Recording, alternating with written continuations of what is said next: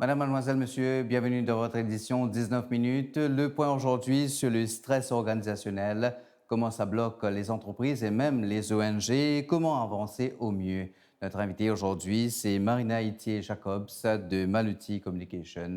Madame Itier, ou qui est une travailleuse sociale ou même un entrepreneur, ont dit le stress, nous besoin dire, comment dire, le stress partout. C'est le mal du siècle, du millénaire, besoin dire. Nous avons stress dans la vie, tout le monde peut galoper par tous côtés, domaine entreprise, dans même domaine de la case. Avant tout, c'est quoi le stress? Comment vous définissez ça? Le stress n'est pas une mauvaise quelque chose en soi, hein. Le stress, c'est une réaction, nous les corps, nous l'esprit, quand nous avons une pression en plus qui impète trop beaucoup pour nous. Là, nous produit un stress, et stress en soi, quand même bon. Si vous loin de la plage, un chien galope derrière vous, ou bien un petit coup de stress pour connaître qui vous besoin faire. Mais si ça stress, ça continue, si pas tout quand toi aller, ou un chien galope derrière vous, pour fatiguer. Donc, c'est sa continuité du stress-là qui n'est pas bon du tout, et c'est ça qui vient casse noire la longue. En amitié, comment je vais dire, le stress, OK, un côté, il est bon, c'est une bonne affaire, c'est un life-saving device, mais en même temps, quand le trop tue, comment dire, Exactement. le stress, OK, nous connaissons la vie à vite, le monde à vite. À cause de ça, quand on dit monde un petit peu stressé. Mais, ça veut dire qu'il y a un stress d'ONG.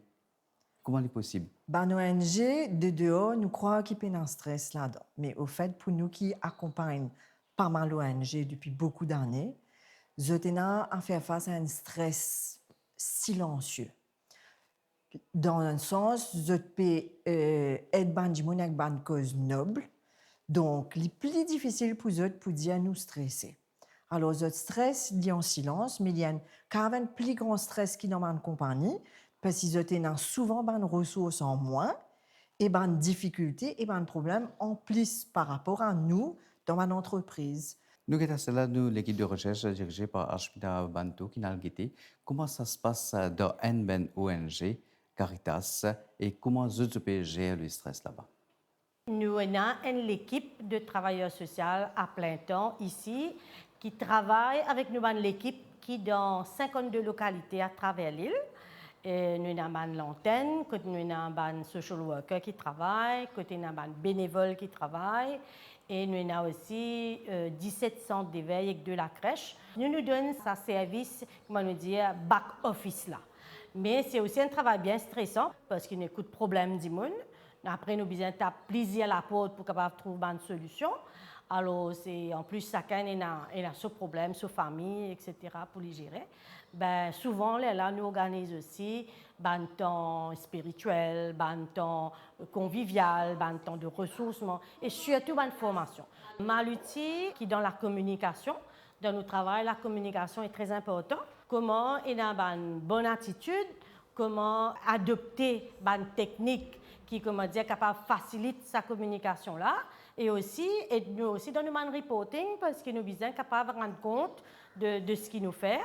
Alors c'est comme ça que la formation en communication, en relations publiques, aide nous et aide aussi nous bénévoles, nous personnels dans le travail qu'ils ont fait. Mon rôle ici à Caritas consiste à accompagner les équipes, 52 équipes paroissiales à travers l'île Maurice. Si j'étais dans une difficulté, mettre en place un projet avec eux pour gérer le stress. Je peux dire que heureusement, j'ai suivi des formations en self-care. Du coup, je sais l'importance de prendre soin de soi pour pouvoir prendre soin de l'autre.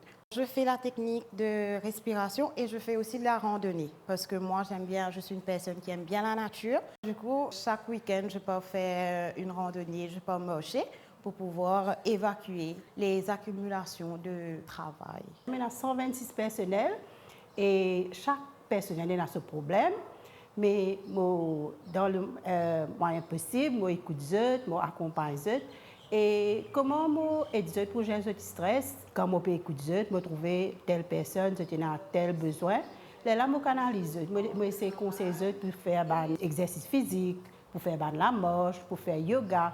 Mais aussi, nous, à nos niveaux, Caritas, et tout au long de l'année, nous avons une activité qui nous fait comme si pour aider ces personnes-là pour gérer ce stress.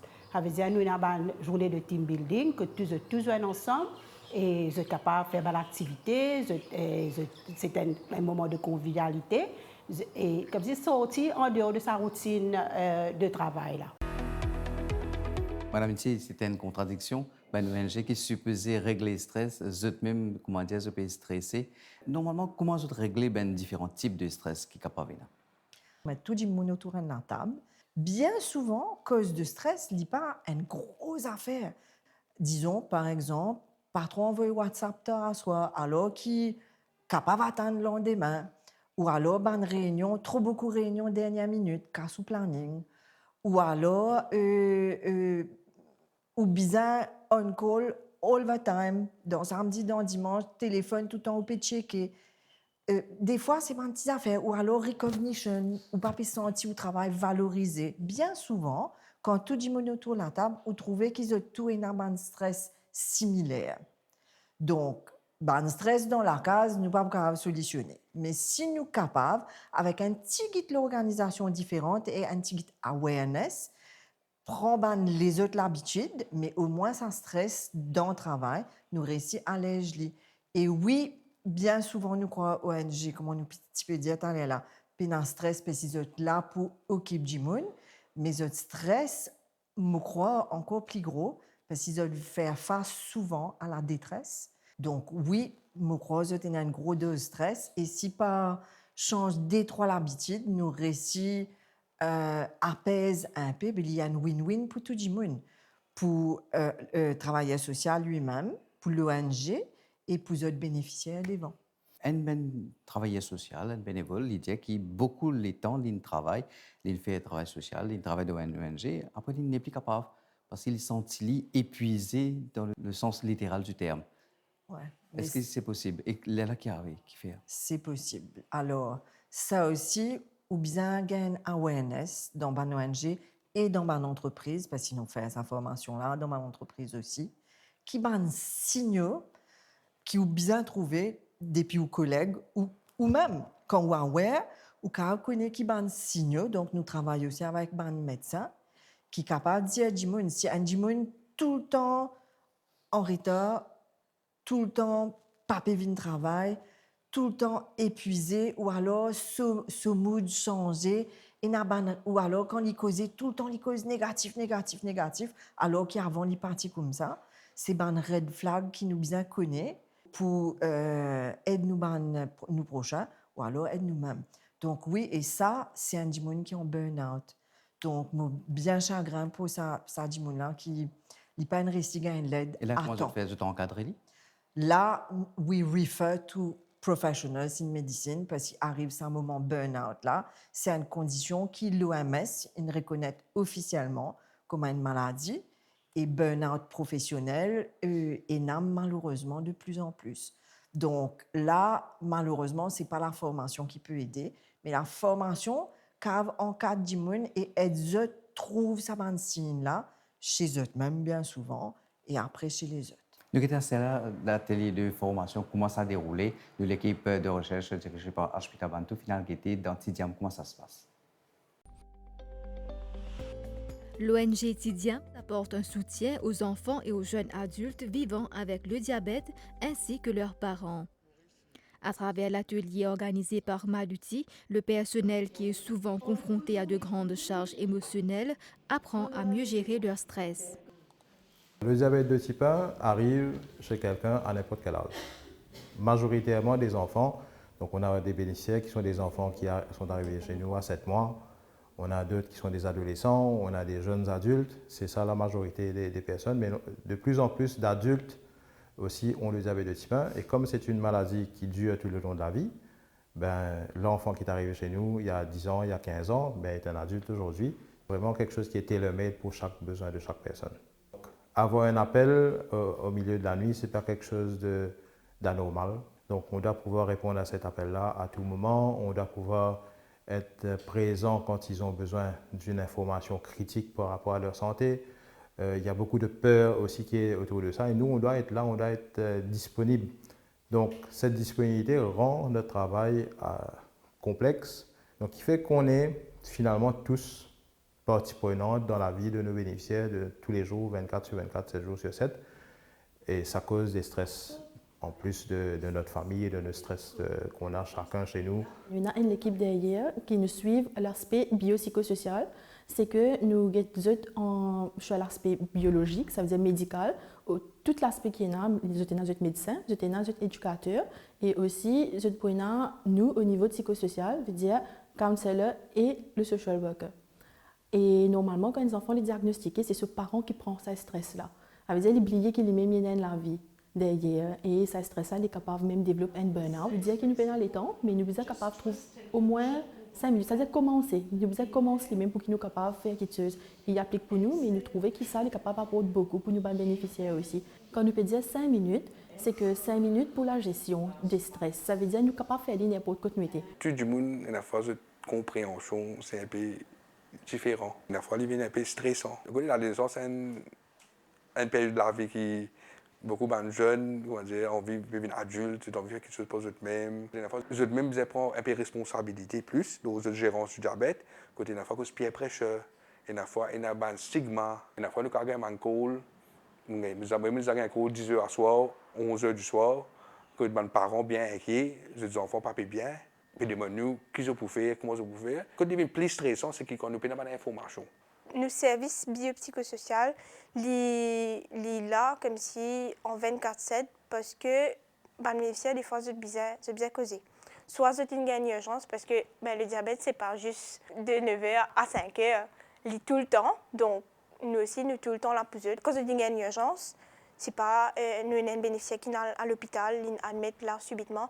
Nous qui nous capables de faire pour aider la famille aussi, pour guider comment faire, ou bien si un bénéficiaire il a une question, comme si tout simplement une question, ou bien il est bien causé, il ne peut pas se sentir bien.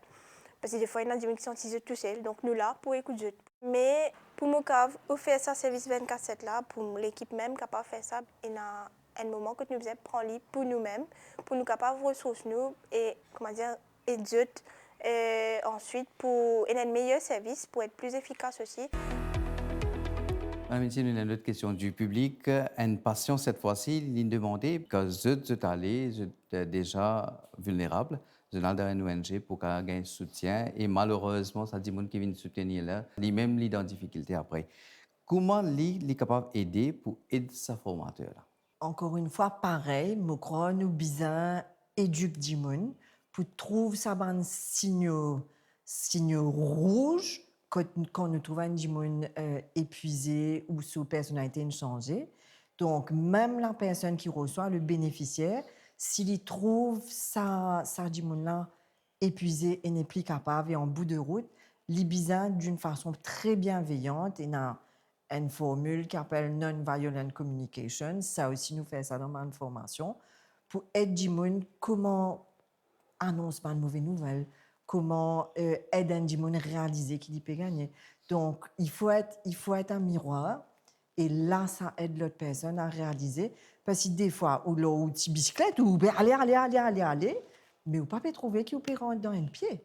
Donc, si un gens aide ou dit arrête de pédaler, ça aide, mais il faut savoir le dire. Et là, sur l'aspect psychologique aussi? Oui, et là, sur l'aspect psychologique. Nous, c'est là un conseiller d'un médecin qui a Le stress dans les ONG, contrairement au stress des entreprises.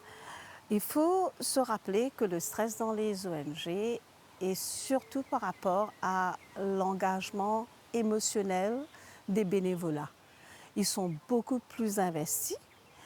Ils n'arrivent pas à mettre une barrière entre la vie professionnelle et la vie personnelle. Ils se sentent coupables, ils se culpabilisent s'ils n'arrivent pas à gérer certaines situations. Tout ça, ça engendre quand même une symptomatologie psychosomatique et la personne peut subir un débordement, une culpabilité, un stress énorme qui peut éventuellement mener au burn-out. Ça peut commencer par une fatigue constante, une irritabilité, des symptomatologies comme l'insomnie, comme la colère, l'épuisement. Et aussi, ça peut être psychosomatique, donc la personne peut avoir une hypertension, des douleurs. Médicalement, il n'y a pas de miracle.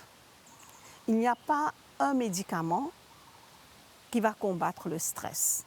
Il y a une approche pluridisciplinaire. C'est tout d'abord une alimentation saine et équilibrée, mais c'est aussi une activité physique, de préférence journalière, un sommeil récupérateur, et puis tout ce qu'il y a comme coping mechanisms. On parle de méditation, on parle de sylvanothérapie. Je suis debout sous un arbre et que cet arbre a quelque chose à me procurer, un bien-être. On parle d'être dans un environnement sain, de travailler dans un environnement qui est adéquat. Là, je parle d'ergonomie, une lumière adéquate, un rangement adéquat de son espace de travail. Tout ça, ce sont des coping mechanisms. Il y a aussi tout ce qui a trait à une activité physique.